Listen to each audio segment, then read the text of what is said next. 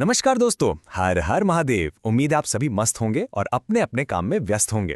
आप सभी का स्वागत है। So, let's set the scene, shall we?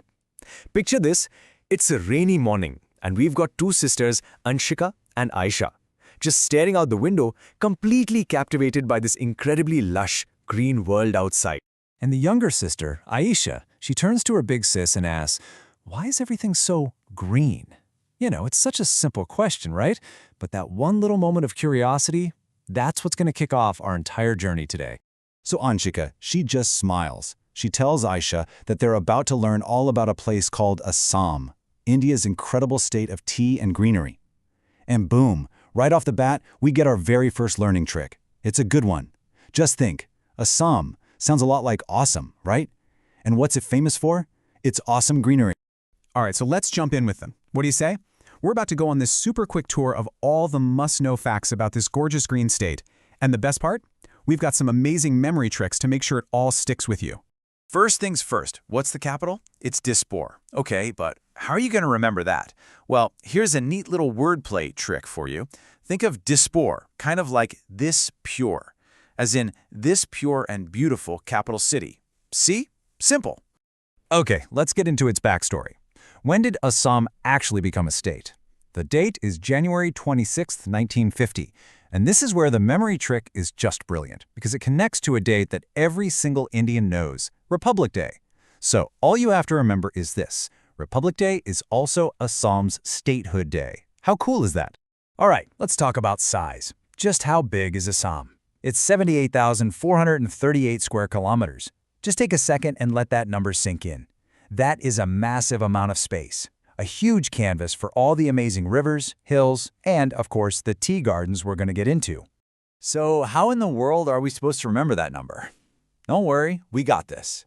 Just focus on the first two digits, 7 and 8. Now imagine you're sipping on a delicious cup of Assam tea. Maybe you have one at 7 in the morning to get your day started, and another one around 8 at night to relax. 7 and 8, the perfect tea schedule. And just like that, you've got it. Okay, so you've got this huge area. How is it all organized? Well, Assam is split up into 35 different districts, and trust me, each one has its own unique vibe. And to remember the number 35, we're going to use a little bit of simple math. Ready? 3 plus 5 equals 8. Now think about a compass and its 8 directions: north, south, east, west, and all the points in between. This little trick helps you remember that Assam's 35 districts are spread out in all 8 directions. It's a pretty clever way to lock it in, right? All right, let's switch gears a bit and talk politics. What's Assam's voice like on the national stage? This breakdown makes it super clear. So Assam sends 14 members to the Lok Sabha, which is the House of the People, and 7 members to the Rajya Sabha, the Council of States.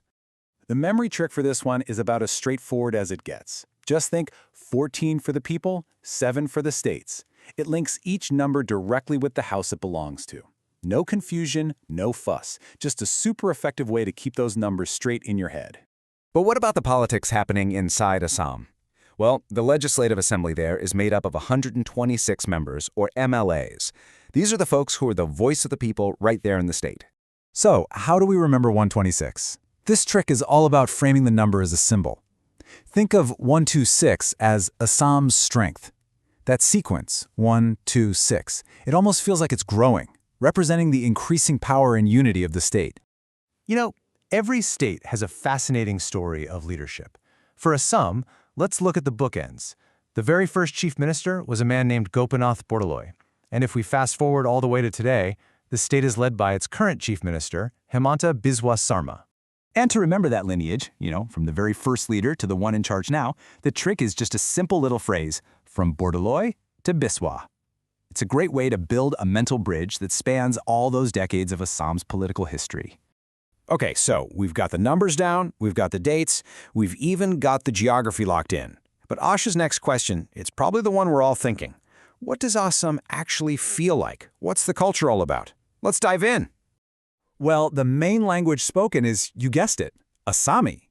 The memory trick here couldn't be simpler. Assam is Assamese. But the state is this amazing melting pot of cultures, so you're also going to hear a lot of Bengali and Bodo, which all come together to create this beautiful, rich linguistic tapestry. And when it's time to celebrate, Oh man, the whole state just moves to this one single rhythm, the Bihu dance. It's just like Ayesha noticed. It's a dance that is just pure joy. The connection is so simple and strong. Assam is Bihu. And of course, you can't talk about culture without talking about food. So what's cooking in Assam? Well, you'll find the staples, like rice and fish. But you'll also find this really unique dish called kar. And naturally, you can't go anywhere without that world-famous Assam tea. The memory trick here is basically a recipe. Rice plus fish plus tea. That equals the authentic taste of Assam. So what is it that really makes the people of Assam proud? This slide just nails it with 4 absolute treasures. First, you've got the life-giving, mighty Brahmaputra River. Then there's the incredible Kaziranga National Park, which is home to the one-horned rhino. Of course, there's that globally famous Assam tea. And finally, the exquisite golden muga silk, something you literally can't find anywhere else on the planet. Okay, now for the grand finale, the ultimate memory trick that ties everything we've learned together. We're going to use the name of the state itself as an acronym. Ready? A is for Assam tea. S is for its unique silk. The second S stands for it being a state of amazing greenery. The next A is for the Assamese language. And finally, M is for the mighty Brahmaputra River. It's just brilliant, isn't it? The state's whole identity is woven right into its name. So at the end of their little discovery session, the sisters realized something beautiful. Every single state in India is special. And you know, learning about Assam really does teach us to appreciate nature, to appreciate culture, and it reminds us that every corner of this country has its own amazing story to tell. So that leaves just one question for you. Which of Assam's treasures are you going to explore first? The tea, the silk, or that incredible wildlife?